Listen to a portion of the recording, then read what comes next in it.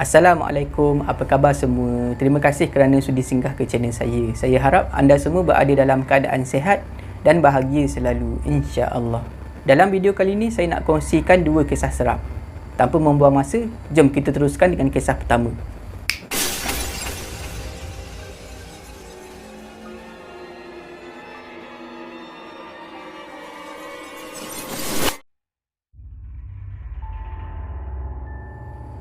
Kisah pertama ni adalah hasil kiriman email daripada seorang penonton. Penonton yang dah tak asing lagi di channel ni. Nama samaran penonton tu adalah Apai. Kisah ni berlaku pada tahun 2015 di salah sebuah pelantar minyak tempat lama Apai bekerja. Dan kisah ni dialami oleh salah seorang kawan sekerja Apai bernama Zul. Seperti biasa, nama tempat kejadian sebenar adalah dirahsiakan atas sebab-sebab privasi. Dan semua nama yang digunakan dalam kisah ni adalah nama samaran sahaja. Sepatutnya pada hari kejadian tu, Apai yang bekerja shift malam. Tapi tiba-tiba ada penjadualan semula atas sebab-sebab teknikal. Pada pagi tu, Zul menerima satu email yang menyatakan dia akan bertugas waktu malam seorang diri.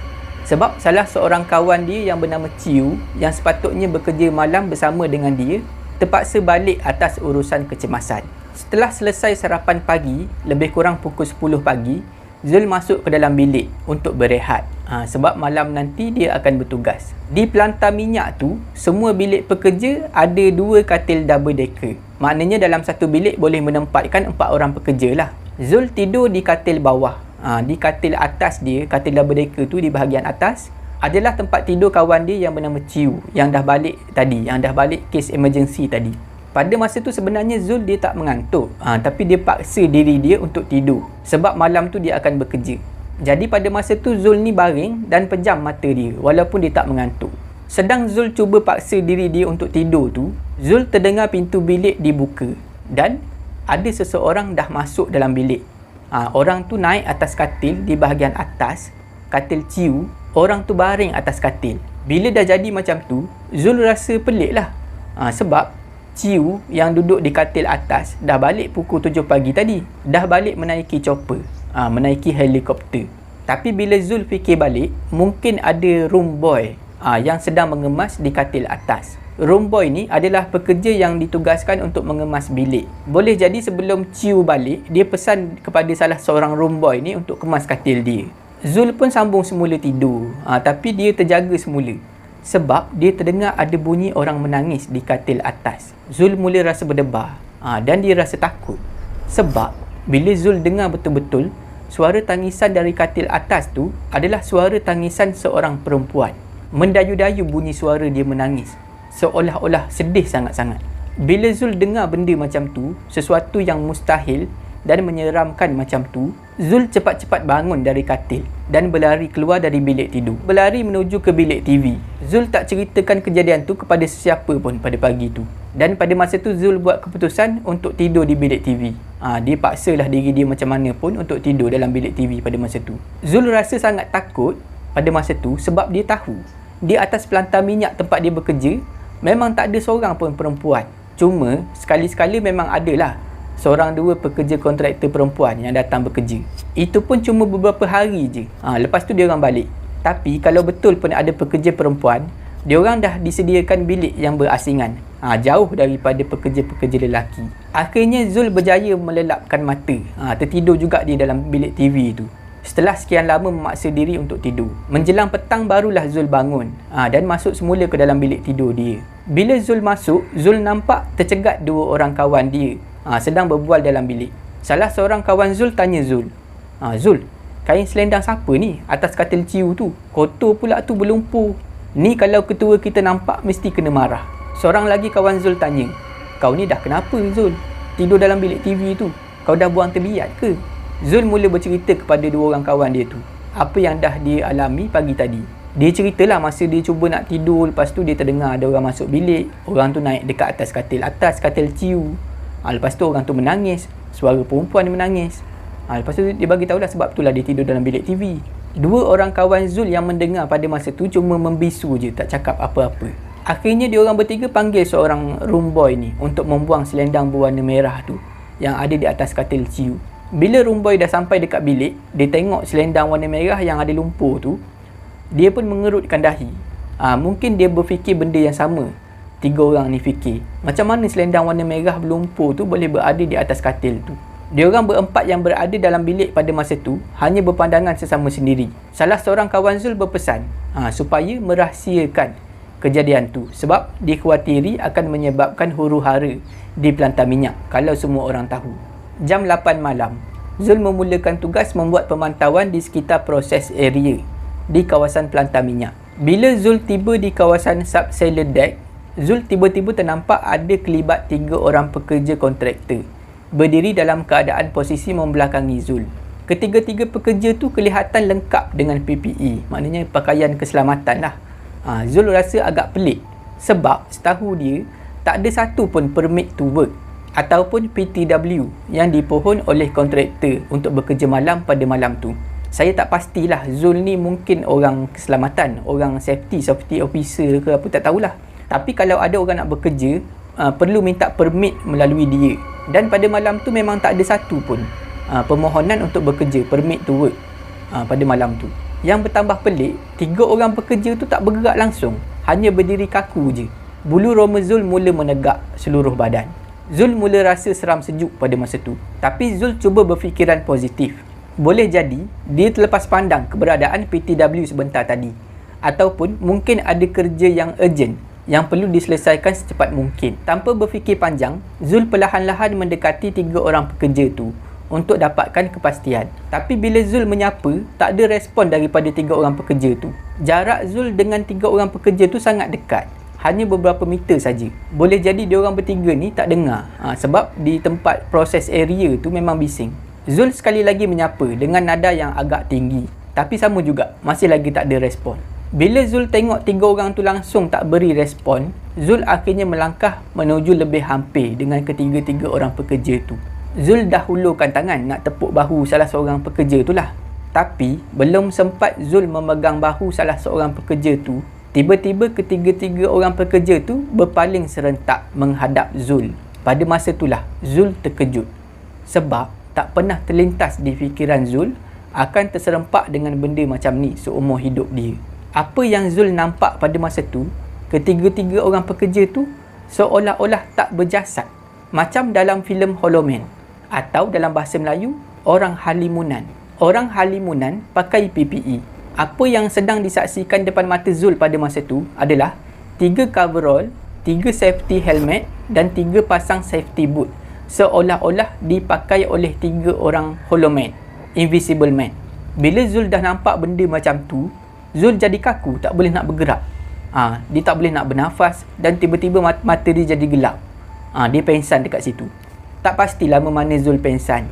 Tapi bila Zul sedar dah buka mata, Zul tengok dia dah berada di atas katil di klinik di pelantar minyak tu. Berdiri di tepi katil adalah seorang medik. Dan di bahagian kaki pula ada 2 orang kawan dia. Nasib baik Zul tak mengalami sebarang kecederaan, hanya pengsan saja. Setelah dibenarkan keluar daripada klinik, Zul menceritakan apa yang dia alami. Pada masa tu ramai yang mendengar dan semua yang mendengar tu terkejut dengan apa yang Zul cerita. Selepas diorang semua dengar cerita daripada Zul, diorang semua pun menuju ke bilik kawalan untuk mengulang tayang rakaman CCTV di tempat kejadian. Setelah diulang tayang, kelihatan dalam rakaman CCTV itu, Zul seolah-olah bercakap seorang diri di hadapan sebuah SDV. SDV ni adalah singkatan untuk shutdown valve.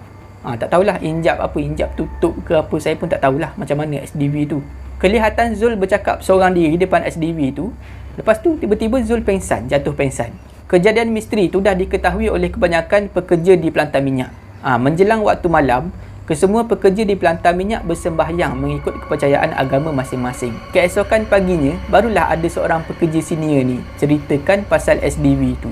SDV tu katanya pernah meragut nyawa 3 orang pekerja Bangladesh sebelum dipasang di pelantar minyak tu.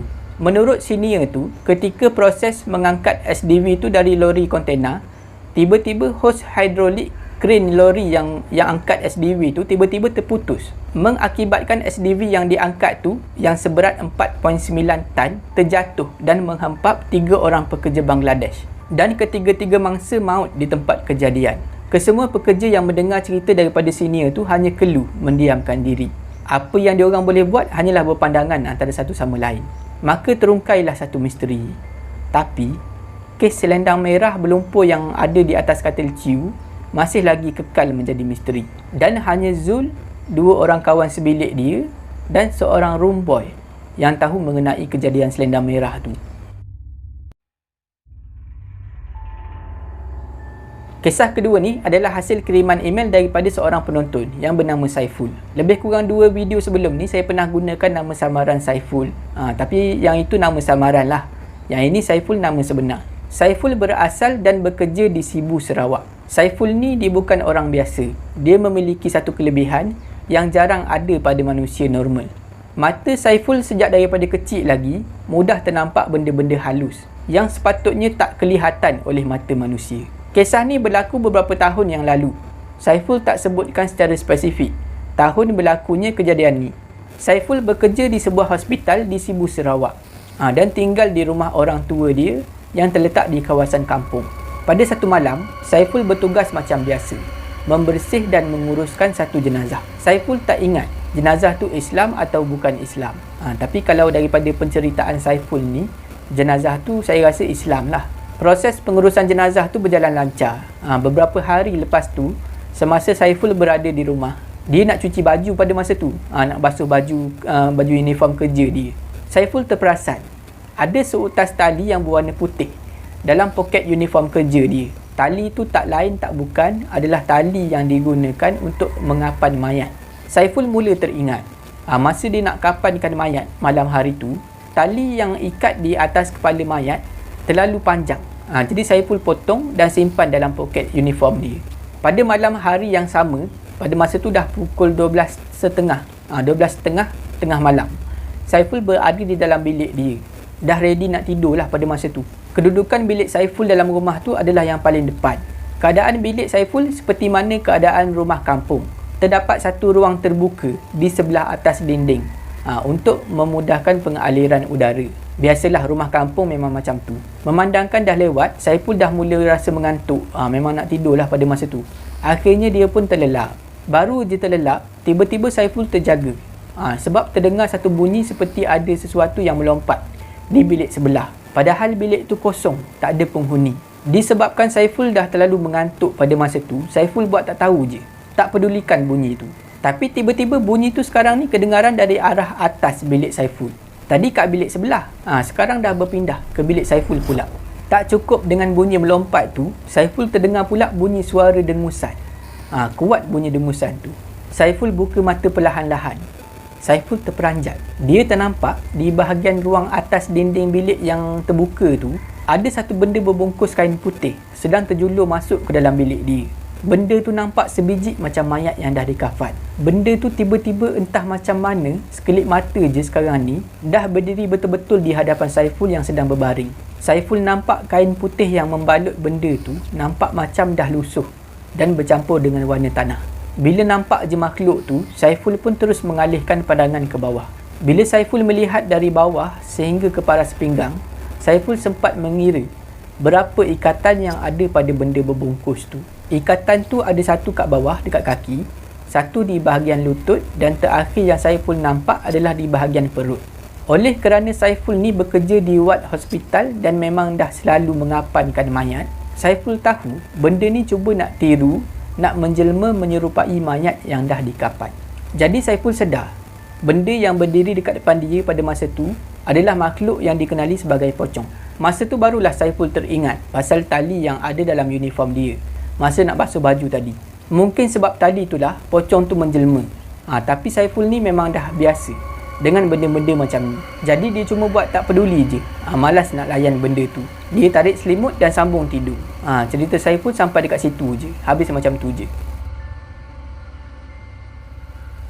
Setakat itu saja video saya pada kali ini. Saya harap anda semua terhibur. Jika anda suka dengan video ni, jangan lupa like, share dan komen video ni. Jangan lupa subscribe dan tekan butang loceng untuk dapatkan notifikasi video saya yang seterusnya. Bagi anda yang nak berkongsi kisah seram, boleh hantar ke alamat email yang tertera dekat bawah. Janganlah takut kepada makhluk, tetapi takutlah kepada pencipta sekalian makhluk. Semoga kita bertemu lagi di video saya yang seterusnya. InsyaAllah. Assalamualaikum.